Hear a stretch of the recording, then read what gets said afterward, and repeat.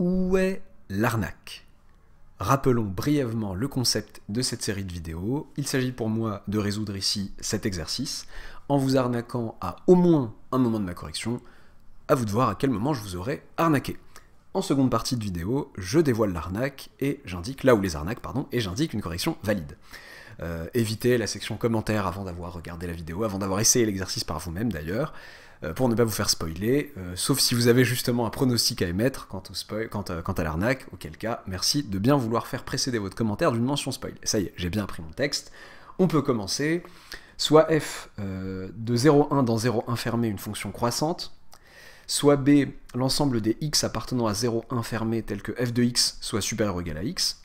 On nous demande de montrer que b admet une borne supérieure bêta, puis que cette borne supérieure bêta est un point fixe de f. Autrement dit, que f de bêta est égal à bêta. Vous pouvez vous donner, si vous voulez faire l'exo honnêtement de votre côté, une bonne demi-heure de réflexion et de recherche avant de regarder la correction, et si au bout d'une demi-heure il n'y a vraiment rien, commencez peut-être à regarder cette correction frauduleuse pour essayer de voir où vous vous faites douiller. C'est parti. Alors, bon, ok, bon, montrer que B admet une borne supérieure bêta. Cet ensemble-là, bon, il est pas bien méchant cet ensemble. Cet ensemble B, il est, donc, moi je veux me servir, voilà, de théorèmes existants, d'axiomes existants, voilà, théorème de la borne supérieure, toute partie non vide et majorée de R admet une borne supérieure. B est une partie de R, déjà, c'est déjà quelque chose. Pourquoi non vide? Bah parce que, bon, qu'est-ce que je peux prendre dans B? Je peux prendre 0. Bah oui, parce que f de 0. 0, c'est un élément de l'espace de départ, son image est entre 0 et 1, fermé. Donc f de 0 appartient à 0, 1, fermé, autrement dit, enfin, ça implique entre autres que f de 0 est supérieur ou égal à 0. Donc, avec 0 qui appartient à 0, 1 bien sûr, donc 0 appartient à B. Donc B est une partie non vide de R. B est non vide. Ok. Est-ce qu'elle est majorée? Bah oui. B, c'est l'ensemble des x appartenant à 0, 1, vérifiant blablabla. Bon, bah, c'est l'ensemble, enfin, c'est une sous-partie du segment 0, 1. Donc, elle est majorée, donc cette partie est majorée par 1. Très bien. Donc B admet une borne supérieure. B admet une borne supérieure bêta. C'est déjà ça. Ok. Reste maintenant à montrer que ce bêta est un point fixe de f. Comment je vais faire? Moi je veux montrer que f de bêta égale bêta. Comment je vais m'y prendre? Montrons f de bêta égale bêta. Il est hors de question de vous douiller grossièrement en vous disant bêta appartient à b, et commencer à travailler sur ça et avoir des informations supplémentaires. Parce que bêta n'appartient pas nécessairement à B, en soi. Je n'ai pas la garantie que ma borne supérieure est de mon ensemble et dans mon ensemble. Ok, mais comment montrer que f de bêta égale bêta? Bon, j'ai pas grand chose pour démarrer, bah, dans ce genre de situation, quand j'ai pas grand chose pour démarrer, si je privilégie un raisonnement par l'absurde. Par l'absurde. Si f de bêta est différent de bêta. Ok, deux situations sont possibles. La situation où f de bêta est strictement supérieur à bêta. Qu'est-ce que ça va impliquer? Je vais essayer de voir ce qui peut être absurde dans cette situation. Donc bêta, c'est la borne supérieure de mon ensemble, f de bêta est encore strictement plus grand. Qu'est-ce que je peux faire avec deux réels, l'un strictement supérieur à l'autre? Bon, dans ce genre de situation, avec des bornes sub, des machins comme ça, la borne supérieure étant le plus petit majorant de mon ensemble B, il y a une histoire de finesse de majoration, etc. Ce que je vais essayer de voir, c'est bah, je vais essayer d'intercaler un x, je vais intercaler un x, il existe un x appartenant à R, tel que f de bêta soit strictement supérieur à x, strictement supérieur à bêta. Oui. Si vous me dites qu'un réel est strictement supérieur à un autre, bah il y a bien un réel strictement compris entre les deux. Et d'ailleurs, enfin si je veux l'expliciter, mais j'ai pas forcément envie, je peux dire par exemple la moyenne des deux, f de bêta plus bêta divisé par 2, bah voilà un exemple de réel strictement compris entre bêta et f de bêta. Ok, mais qu'est-ce que je fais avec ça? J'oublie pas mes hypothèses. F est une fonction croissante. J'ai des inégalités, et si j'appliquais ma fonction f à ces inégalités-là, ça peut être sympa. Bah, je vais appliquer à tout ça, bon, là ça me donne f de bêta, bon, flemme quoi, f de bêta, je vois pas trop ce que je vais en faire. Ce que je vais obtenir plutôt, c'est que, en appliquant la fonction f à cette inégalité-là, j'obtiens que f de x supérieur ou égal, j'oublie pas que la fonction est croissante, pas forcément stricte, à f de bêta. Oui, d'ailleurs, tous ces messieurs sont bien compris entre 0 et 1. Et f croissante sur 0, 1, bon, là je le redis pas, c'est assez évident, mais quoique, bon, je le dis quand même, f de bêta est inférieur ou égal à 1, f de bêta est compris entre 0 et 1, et bêta est compris entre 0 et 1. Donc tout se passe entre 0 et 1, enfin l'ensemble de définitions de ma fonction f, okay, sur lequel elle est croissante. Alors, f de x est supérieur ou égal à f de bêta. Et alors? Bon, je vais avoir donc que f de bêta supérieur à x, ça je le sais d'ici, et je sais que f de x est supérieur ou égal à f de bêta. Cette succession d'inégalités, qu'est-ce qu'elle me dit? Elle me dit donc en particulier, si je court-circuite f de bêta, que f de x est strictement supérieur à x. Et alors, où est le problème?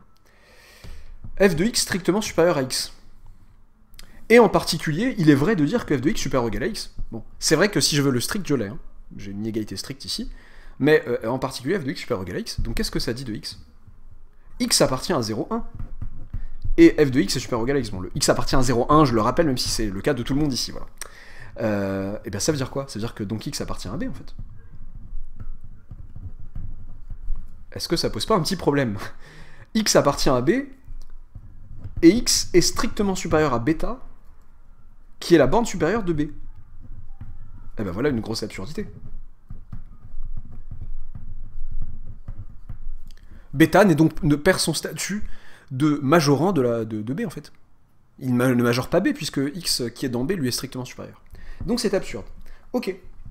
Bon, là je me suis déméné un peu, peut-être que l'autre cas va être plus simple. L'autre cas c'est si f de bêta est inférieur strict à bêta. Eh ben ça c'est impossible. Impossible, encore une fois, n'oubliez pas mes hypothèses. On m'a dit f croissante, certes au sens large, mais croissante quand même. Impossible car f est croissante. Il est hors de question de se mettre dans une situation comme celle-là. Ok, bah c'est parfait. Et bah donc en fait, en réalité j'ai que f de bêta égale bêta. Bêta est bien un point fixe de f. Et j'ai gagné.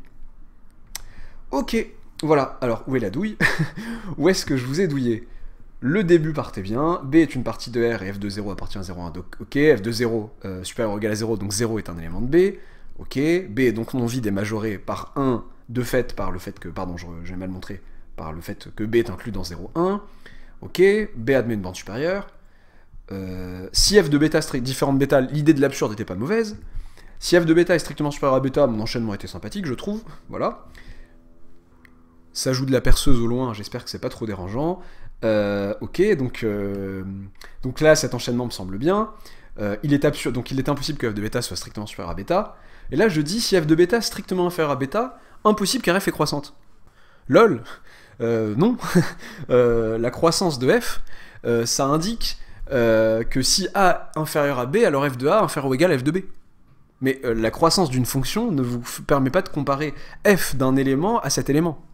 Voilà, ça c'est une douille assez classique dans laquelle on tombe souvent, dans laquelle certaines personnes sont tombées en colle, ça arrive assez régulièrement, même au meilleur. Donc faites attention, non, c'est pas vrai ça. Ce n'est pas impossible qu'une fonction croissante vérifie ça. La fonction racine carrée est strictement croissante sur R+, racine de 7 est inférieure à 7 pourtant, voilà. Exemple simple. Non, ça c'est pas impossible. Donc, si f de bêta inférieur strict à bêta, alors là j'hésite, non, ce que je vais faire, ouais, ça va rager, c'est pas grave. Je vais vous indiquer, bon, cet exo en fait, cette question est tirée d'un exo un peu plus large que j'aime beaucoup, que je donne souvent en colle. J'ai la chance que les élèves ne le voient pas sur mon site avant de tomber dessus en colle, ça c'est cool. C'est ce qu'on appelle, c'est un cas particulier du théorème du point fixe de Tarski. Je vous mets en lien en description la correction manuscrite sur mon site, et aussi une vidéo, en fait c'est ça en fait le but aussi, c'est bien gentil que les Où est l'arnaque marchent bien, ça serait bien que les vidéos plus anciennes qui sont pas des Où est l'arnaque, bon c'est normal qu'elles soient moins vues, mais j'essaye de les mettre, voilà, de les mettre en avant aussi. C'est une vidéo où je corrige une question 2 qui vient après celle-là, donc B admet une borne supérieure bêta qui est un point fixe de f, pareil on prend une autre partie A dont on montre qu'elle admet une borne inférieure, et on arrive à montrer que f admet un plus petit A.